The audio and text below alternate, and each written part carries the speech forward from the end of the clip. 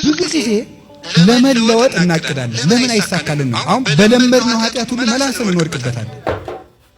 ለምንድን ነው ካላችሁ ንቃት ስለሌለን ነው። ንቃት ማለት ሰይጣን ቀድሞ በጣለን ነገር ሊጥለን ሲል ምክንያቶቹን ነቅተን መከታተል ማለት ነው። እሱን ማለት ነው። ምን ማለት እንደሆነ እንገራችሁ። ከቃሉ ጋር ናችሁ? ለምሳሌ አንዲት ሴት በዝሙት ደጋግማ የወደቀች ብትሆን እንዴት መንቃት እንዳለባት እንገራችሁ። አንድ የሥራ ባልደረባዋ እንዲህ ይላታል፣ ዛሬ በጋራ የምናዘጋጀው ሪፖርት አለ ይላታል። ስንት ሰዓት እንገናኝ? ከምሽት 1 ሰዓት ነው የሚመችኝ፣ ቀን ብዙ ስራ አለኝ አላት። ኖ እዚህ ላይ ነው መንቃት የሚያስፈልገው። 1 ሰዓት ካለ ሪፖርቱ 4 ሰዓት ቢፈጅ እስከ ምሳ ሊቆይ ነው ከቤት 4 ሰዓት ላይ እራት ቀምሰህ ሄድ ቢባል እስኪ በሉ ስንት ተደረገ? 5 ሻይ ላፍላለ ቢባል 6። እዚህ በኋላ ምን ይሆናል? አልነገርም።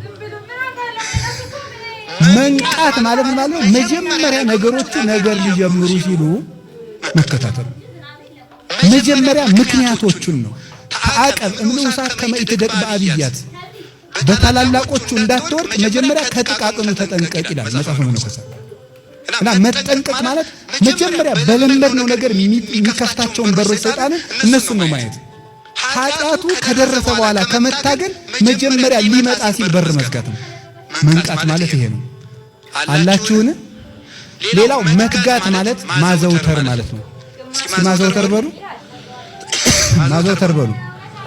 እስካሁን በፊት የገቢ ማሰባሰቢያ ላይ ተገኝታችሁ የምታውቁ ሌላ ቦታ እጃችሁን አውጡ። አውጡ ግን ከፍ አድርጋችሁ። ካሁን በፊት እኔ አልተገኘሁም። ጋሽ እሺ፣ እግዚአብሔር ይስጥልን። ስለዚህ እንንቃበሉ እስቲ። መንቃት ማለት መትጋት ማለት ነው። እንግዲያው ምን ማለት ነው? መትጋት ማለት ደግሞ ማዘውተር ነው።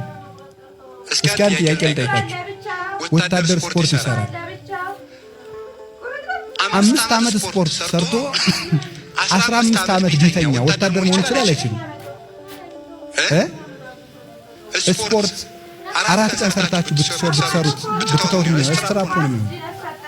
ስለዚህ ምን ማለት ነው? ማዘውተር። እስኪ ማዘውተር በሉ። ጂም በአማርኛ ምንድን ነው?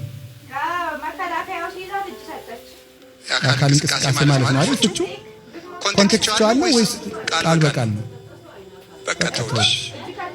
እሺ፣ የጂም ቦታ ምንድን ነው? የስፖርት ማዘውተሪያ። እስኪ የስፖርት ማዘውተሪያ በሉ። ማዘውተሪያ። ለምን ማዘውተሪያ የተባለው? በራሱ ተርሙ ማዘውተሪያ የተባለው ለምንድን ነው? አንድ ነገር ሲደጋገም ነው ጠባይ መሆን የሚችለው። ስለዚህ ሁል ጊዜ ለዚህ ነው ቅዱስ ጳውሎስ መልካም ስራዎችን ለመስራት አንታክት የሚለው። አምና ሰጠን፣ ዘንድሮ ሰጠን፣ እንዴት ሰጠን አትበሉ።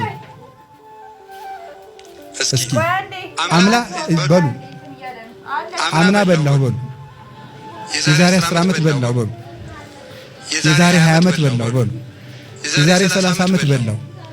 አይ እንግዲህ ሲብቃይ በሉ። ተበላላችሁ አሁን ሄዳችሁ። ስለዚህ እንደዚህ ነው ማዘውተር አይሁን። ካላዘውተርከው እንዴ የዛሬ ሳምንት ምን የመሰለ ሙክት በልቼ አሁን ኧረ አትልም። ዛሬም ትበላለህ፣ ሽሮም ሆነ ቆሎም ሆነ። ስለዚህ ሁል ጊዜ በጎ ስራን አድርጉ። በጎ ስራ ስለተጀመረ ብቻ ሳይሆን ስለተዘወተረ ብቻ ሳይሆን ስለተፈጸመ ነው የሚያድነው። እና የእግዚአብሔር ሰዎች መልካም ነገርን አክሊል እንዲያሰጣችሁ ከፈለጋችሁ አዘውትሩት። ጸሎት ለምሳሌ ሳምንት በወኝ የጸለያችሁ አትተውት። ጸሎቱ መብዛቱ ሳይሆን መዘውተሩ ነው። ባይገባችሁም አዘውትሩት። ቤተ ክርስቲያን መሄድን ጥሩ ሕሊና ባይኖራችሁም አዘውትሩት። ዝም ብላችሁ ስታዘወትሩት መጀመሪያ እርሻ ሲታረስ እናንተ አላረሳችሁም እንጂ እጅ እያመመ እየደማ እየተላጠ ነው የሚታረሰው። ከዚያ በኋላ ግን እሾህ የሚጨብጥ እጅ ማግኘት ይቻላል። ስለዚህ ስናዘወትር በሰይጣን ላይ ኃይል እናገኛለን። ነቅተን ቤተ ክርስቲያናችንን እንድንጠብቅ እግዚአብሔር ይርዳን። የሰላም አምላክ ኢየሱስ ክርስቶስ የሰነፈውን ልባችን በወንጌል ሰላም ያንቃልን። ይቆየን። ስብሐት ለእግዚአብሔር።